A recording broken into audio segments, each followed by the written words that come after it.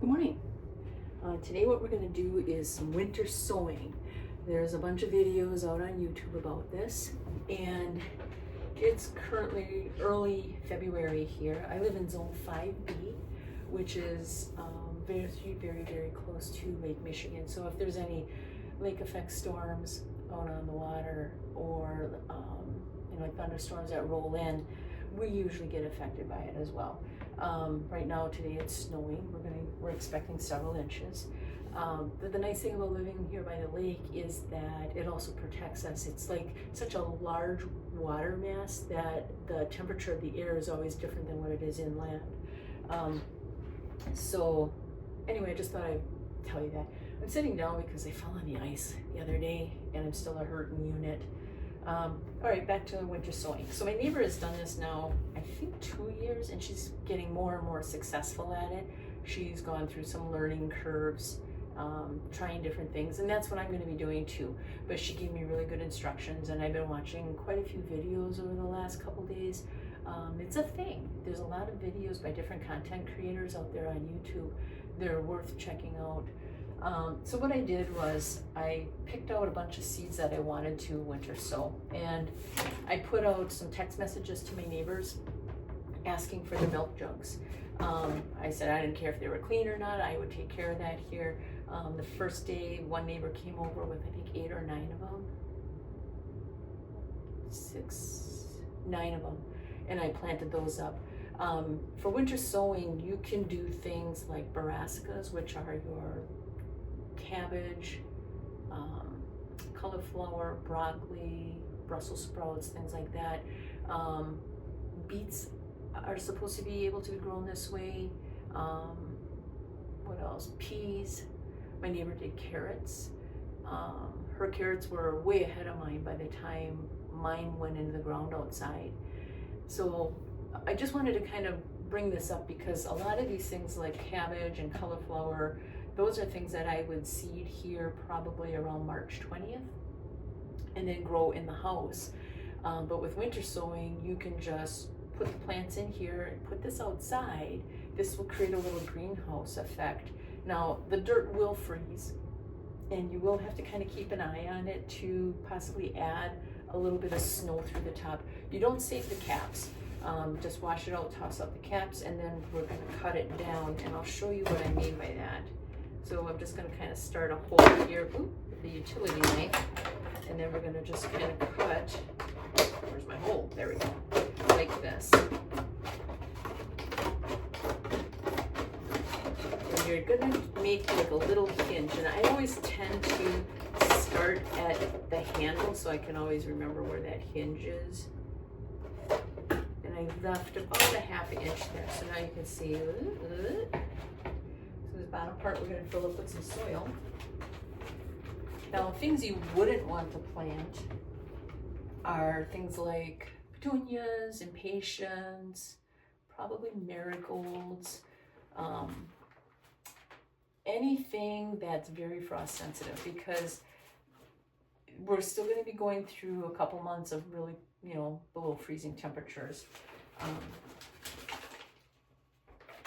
Now this is just potting soil. I'm not spending money on seed starting soil for this method, because if you think about it, perennials, when they drop their seeds, they're just going out onto the dirt and then they let nature take care of it. Sometimes they don't even get underground or under any soil. So I'm just using regular potting mix. Now I've had this in the basement all winter so far, and it's kind of settled and compacted. So whenever I see chunks, I try to break that up. The other thing I found out too, we have the talk of tariffs now, and I found out that the peat moss in potting soil comes from Canada, and the perlite, the little white stuff, that comes from Mexico. So we could possibly see an increase in prices in potting soil, I guess. The vermiculite, the shiny parts, that evidently comes from the United States. And I do know that Miracle Grow is a United States company, but if they're getting some of the components for their soil from other countries, they might go up in price. So anyway, I'm just going to fill this. And then I do what I call dimpling it down. So let me just show you what that is.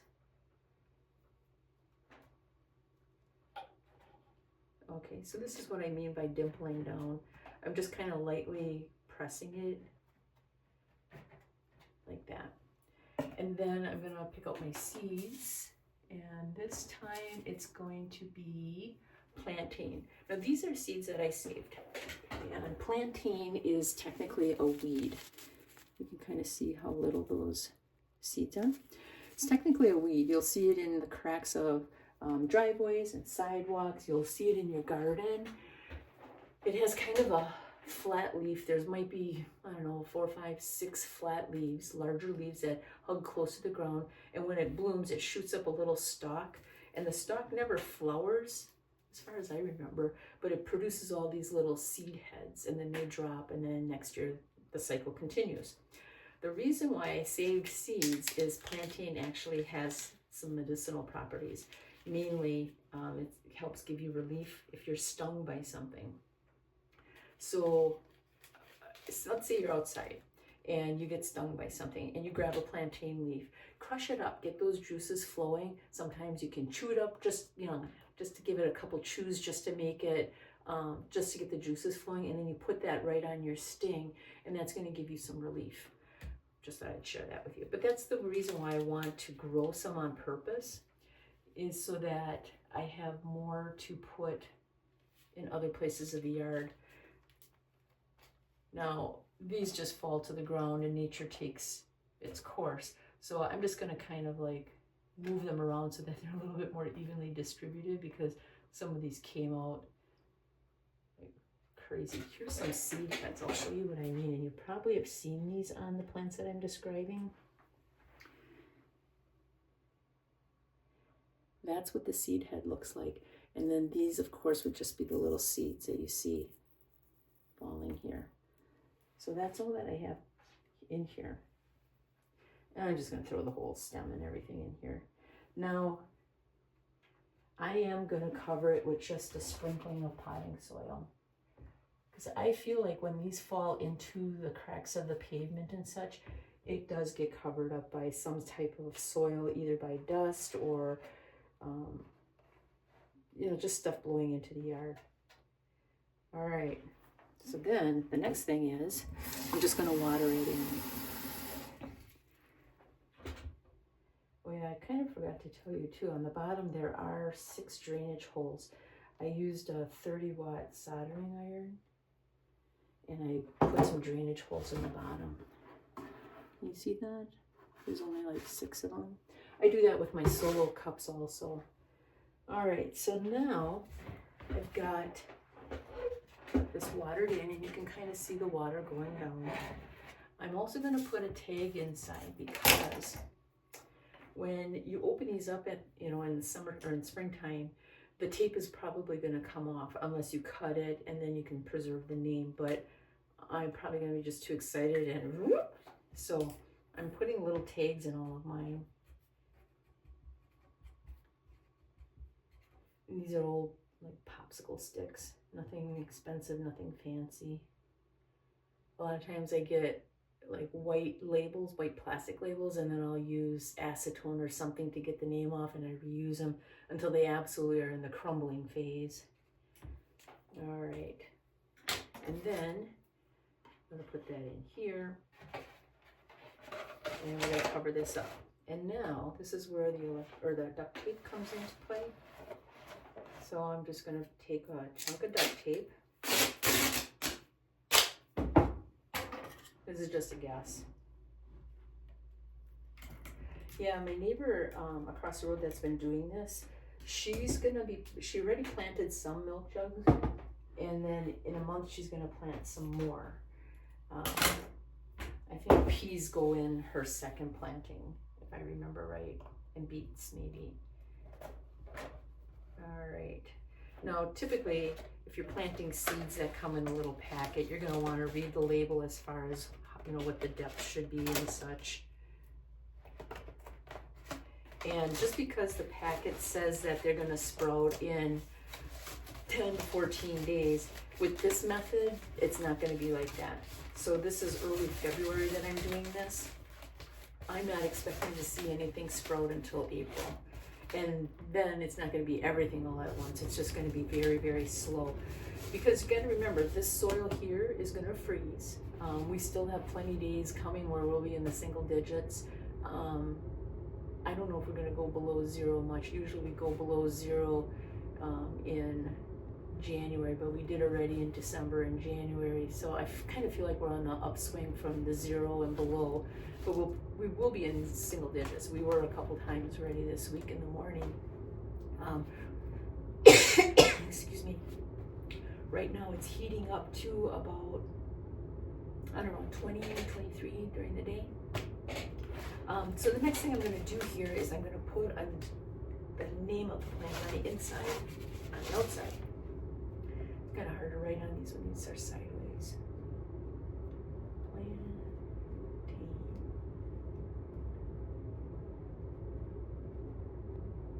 Excuse me, I gotta get a drink.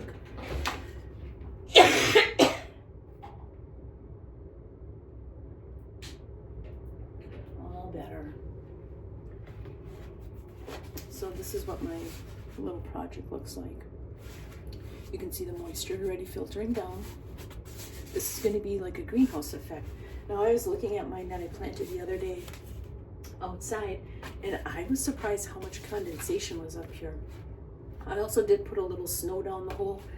They probably didn't need it, but I have to get into the habit now and train myself to watch out for these plants so that I don't let them get dried out. Otherwise, if they get dried out, the show's over, I'm gonna guess.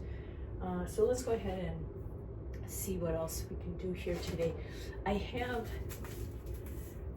dill and thyme that I would like to plant, but I already have thyme outside, and I know dill reseeds itself. So I'm going to put those on the back burner. And then I think what I'm going to do is I'm going to use one of these. I have clary sage left, dark purple cleome, lady phacelia, and burgundy gaillardia. So I think I'm going to combine the cleome and the gaillardia together. The lady phacelia plant, that gets kind of real feathery fern-like leaves.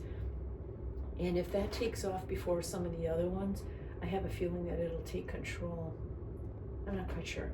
And then clary sage, I'm going to give it all its own because I ordered those seeds for, I believe, medicinal purposes. It says that it's a perennial, says direct sowing, needs full sun, gets up to 28 inches. You got these from Eden Brothers. I had to order these online. So anyway, we'll do another one here real quick.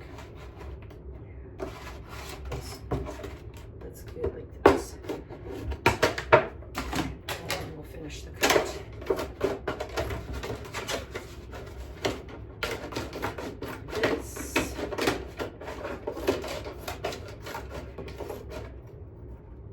Leave about a ½ inch for the hinge.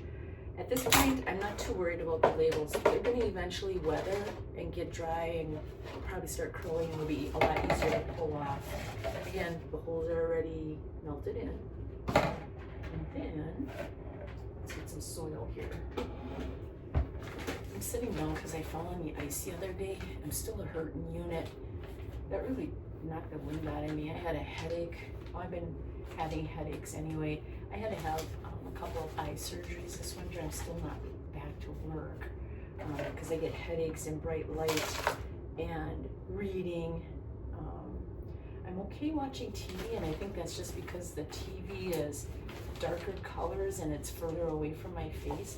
But to read a book, I love reading, but I can only usually handle it for about an hour, and then my head's pounding. So anyway, I'm going to finish these up. And whenever I see chunks, I break this apart.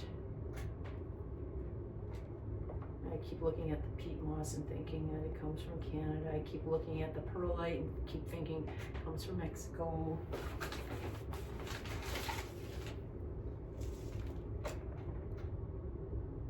Now the thing with seed saving is you really don't know how deep you plant your seeds, but I think as you garden, you get more and more familiar with your plants, and you know not to, you know, make a hole this big and then put your seed in. Not for like fragile seeds like that.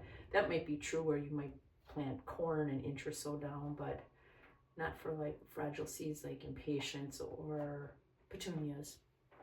Let's get a little bit more in here.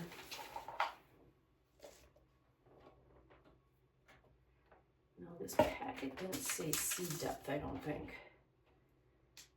It did not. This is in the salvia family. Oh, it does say 1/16 inch. Oh, 1/16 inch is barely nothing, which tells me that it likes to have a little bit of sunlight to germinate. Nice thing about direct sowing too is that the hardening off phase is done right outside, right from day one. So if you're growing seeds in the house, you know that when it gets closer and closer for them to go outside to the real world, you have to harden them off, meaning that you take your seedlings outside for an hour or two a day for a couple days, bring them back in, and then you keep extending that time until they're out there for like 8 hours, 9 hours, and so on. And that's just so that they get used to the direct sunlight. Now, when I plant my seeds here in the house, I do use grow lights, and I do use oscillating fans once they get to, you know, like about that high, just to get the air moving, just so that they kind of get the stems get strengthened up. I do a lot of bottom watering for anything that I grow in the house. The living room actually just becomes like a greenhouse. There's extra tables set up, all sorts of seed trays. Well, I'll show you that another time. So anyway, I've got this planted. I've got it dimpled down, a little bit of soil there, and I'm gonna put my label on the inside. Clary sage. And you can see this really isn't taking that long because all I have is 2 jugs left. I'm gonna put that in here.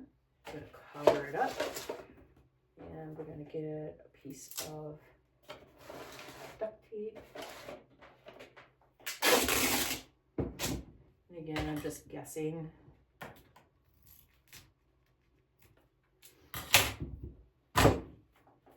Oh, I gotta water. Put this here. Put some water. Almost forgot.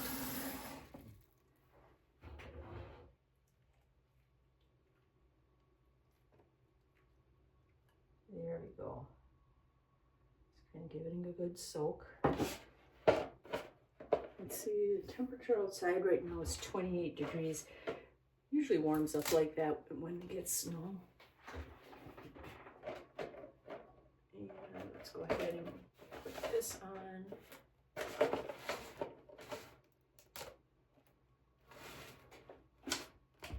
Like this. There. And remember just to kind of go over it and make sure that it's adhering well to the milk jug. And then one more time, I'm going to put the name outside here. Clary sage. And I will show you where I'm putting these outside. We'll just grab these 2. We'll go for a little walk.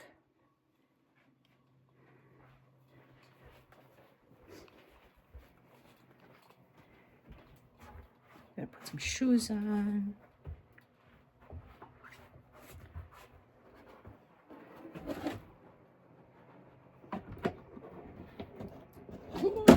There we go.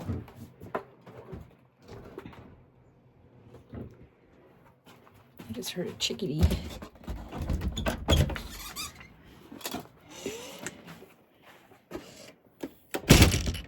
Those are some of the raised beds that I have. Here's another one. A few more. And then this is where I've been putting my jugs. And you can see those. A couple more raised beds. Those raised beds will most likely have onions in. So anyway, I just wanted to show that to you.